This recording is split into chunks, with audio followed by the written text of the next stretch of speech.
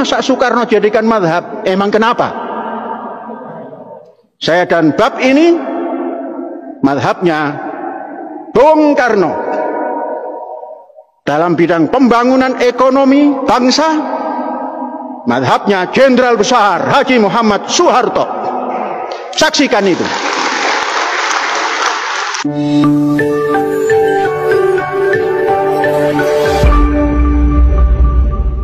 Bung Karno menerajang Muhammadiyah.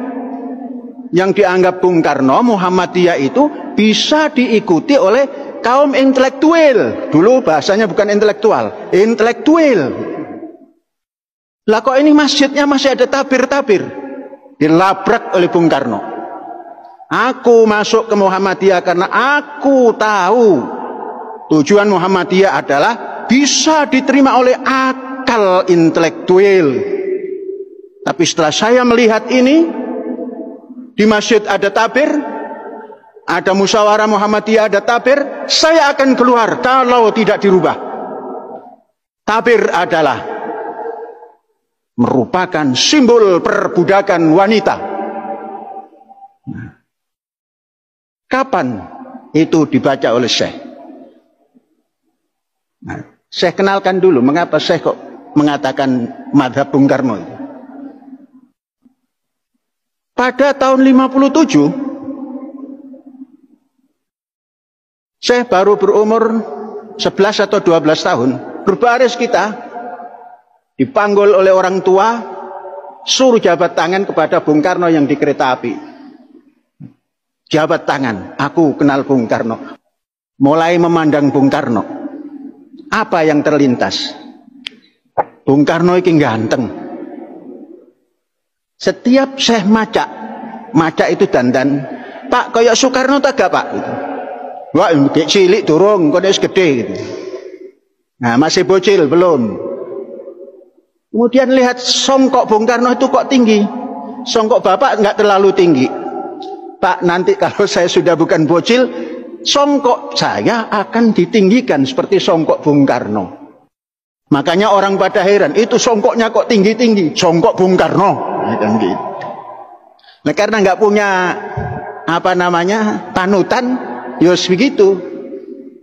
Kemudian, kenapa itu sholat kok pakai jas? Bung Karno tidak pernah lepas dari pakaian kebesaran. Hanya Syekh ngajak saja, kan asikan begini daripada begitu. Asikan begini.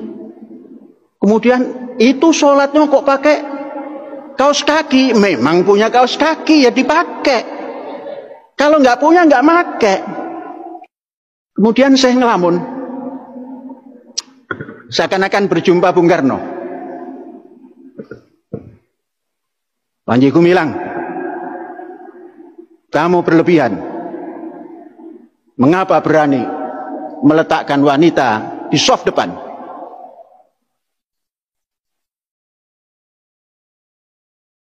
Terima kasih Bung. Mungkin umurnya sama. Tatkala Bung Karno wafat kan 71. Saya hari ini 77. Tuan saya kan. Ya Bung. Tunggu dulu. Jawaban nanti ada. Tapi sekarang mau dilemparkan lagi. Setelah menampilkan soft nisa itu berdamping-damping dan kadang-kadang di soft depan, ini besok Center of Education di Az-Zaitun ini mau menampilkan nisa untuk jadi khotib di Jumat.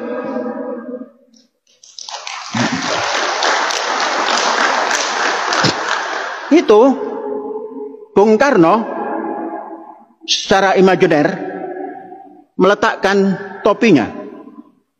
Saya juga menaruh topi. Loh, sirai Panji Gumilang kok wis metu uwan nih. Dijawab oleh Panji Gumilang, tua aku Bung daripada sampean. Sampean tahun 70, umur 71 sudah menghadap Gusti Murbaing Dumati. Tapi jenengan sing menang karena sudah berjumpa dengan Gusti Murbaing Dumati. Ya. Terus apa jawabmu? Berani-beraninya kamu. Bung, Bung mengatakan agama itu adalah rasional. Siapa yang tidak rasional bukan beragama. Bung ingat gak bahwa Bung mengucapkan merdeka? Saya tambah Bung hanya satu. Aku tambah merdeka roh, merdeka fikir, merdeka ilmu. Wis. Beda umur. Aku 70 wis ngadep murbaing dumati. Panji Gumilang yang dulu masih kanak-kanak sekarang sudah melebihi umurku. Teruskan perjuanganmu, Panji. Waduh, sudah begitu itu kata Bung Karno. Tapi ini imajiner. Lah orang-orang mazhabnya Syafi'i, Maliki, Hambali sambil tidak tahu, makamnya saja nggak tahu gitu kan? Itu ngotot. Lah ini Bung Karno pernah salaman, punya buku bisa dirujuk. Rujuk. Saudara-saudara, 3-4 tahun kemudian setelah berjumpa salaman dengan Bung Karno, saya ke Gontor. Saya ke Gontor pun telat. Harus menunggu beberapa tahun. Mengapa? Kiai Syekh mengatakan kamu harus belajar membaca Quran sebaik-baiknya. Bab nanti kalau kamu ke Gontor belum tentu diajar baca Quran. Jadi nunggu 1 tahun. Maka tatkala kelas 3 di Gontor tahun 1900 kalau tidak 63 64 Syekh membeli buku. Banyak yang dibeli ketika itu. Saudara-saudara, tahun 63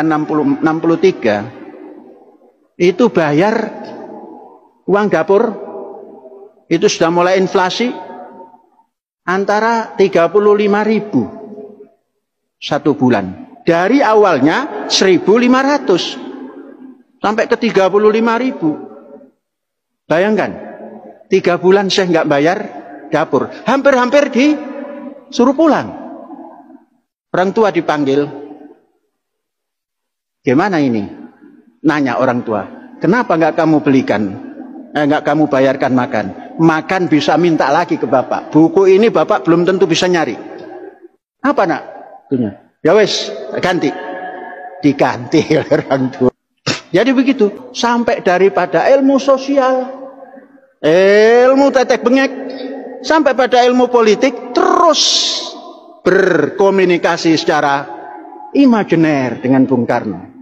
Karena buku, saya setiap pagi, sebelum OKK, 30 menit membaca buku. Yang dibaca pertama kali, di bawah naungan bendera revolusi. Bukan yang kedua, yang ke-1. Karena yang kedua itu sudah tidak terlalu murni karena sudah bercampur dengan kehidupan politik yang lebih panjang. Ini yang murninya. Setelah OKK, 1 jam, mandi-manda, baca lagi. Paling sedikit 2 jam. Jadi berkecamuk di sini. Oleh sebab itu, pandangan-pandangan filosof dan pandangan-pandangan ulama mujtahid dibaca semua. Ini nanti akan tumbuh lagi. Masa Soekarno jadikan mazhab? Emang kenapa? Saya dan bab ini mazhabnya Bung Karno. Dalam bidang pembangunan ekonomi bangsa, mazhabnya Jenderal Besar Haji Muhammad Soeharto. Saksikan itu. Nah, nggak usah ngecewes di medsos, nggak ada yang gubres. Ya, begitulah. Adapun ini nanti diviralkan lagi oleh panitia masjid, ya memang di sini merdeka. Nah, silakan. Tidak pun tidak apa-apa. Inilah berpikir merdeka, punya roh merdeka, punya ilmu merdeka, maka selamanya hadza wallahu yar'ana wa yakhfaduna walhamdulillahi rabbil alamin, merdeka.